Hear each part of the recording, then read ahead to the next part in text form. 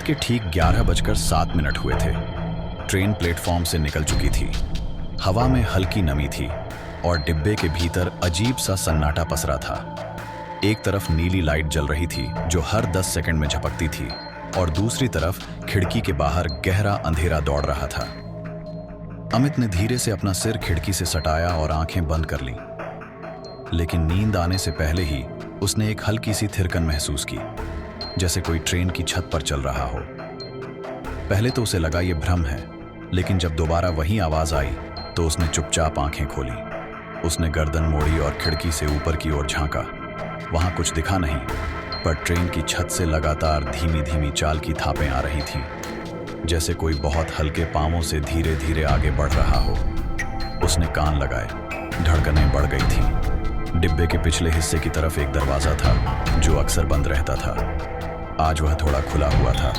अमित ने कुछ पल देखा, फिर बिना कुछ कहे अपनी सीट से उठा और उस दरवाजे की तरफ बढ़ा। उसके कदम धीमे थे, लेकिन दिल बहुत तेज धड़क रहा था। दरवाजे के पार अंधेरा था।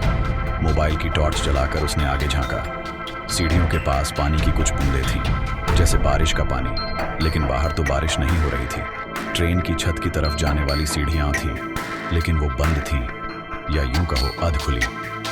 अमित ने बिना ज्यादा सोचे मोबाइल जेब में रखा और दरवाजा धीरे से खोला। एक भयानक सरसराहट उसके कानों में गूंजी। ऐसा लगा जैसे हवा नहीं, कोई सांस उसके बहुत करीब से गुजरी हो। जैसे ही उसने पहला पांव बाहर रखा, ट्रेन की छत पर कुछ गिरा। एक धातु की जोरदार आवाज आई। वो झुक गया। उसकी सांसें अटक गईं। कुछ पल तक कुछ नहीं हुआ। फिर अचानक छत से एक झलक मिली। कोई छाया, लंबी, झुकी हुई, बहुत धीमी गति से सरकती हुई। उसने अपनी आंखें मिचमिचाईं, ध्यान से देखने की कोशिश की, और तभी सामने की खिड़की से किसी ने अंदर झांका। वो चेहरा बिना पलक झपकाए बस देख रहा था। अमित हिल भी नहीं सका।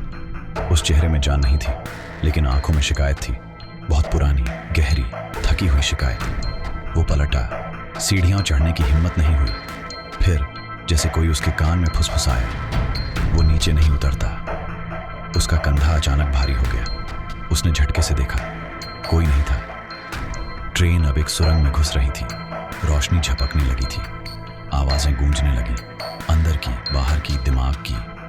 डिब्बे में लौटते हुए उसने देखा, सभी यात्री चुपचाप बैठे थे, आंखें बंद थीं। सिर्फ एक सीट खाली थी, आखिरी वाली। उसने देखा, वो सीट गीली थी, जैसे वहां कोई बैठा था कुछ देर पहले और अभी अभी उठा हो। सीट के ऊपर की दीवार पर कुछ उभारा था, कुछ शब्द उंगलियों से खुरचा गया। वो अभी यही है। अमित की सांसें टूटने लगीं। उसने अपने मोबाइल की स्क्रीन देखी। उसमें कैमरा अपने आप ऑन हो गया था। स्क्रीन में जो चेहरा दिखा वो उसका नहीं था। वो चिल्लाया नहीं, बस बैठ गया उसी खाली सीट पर।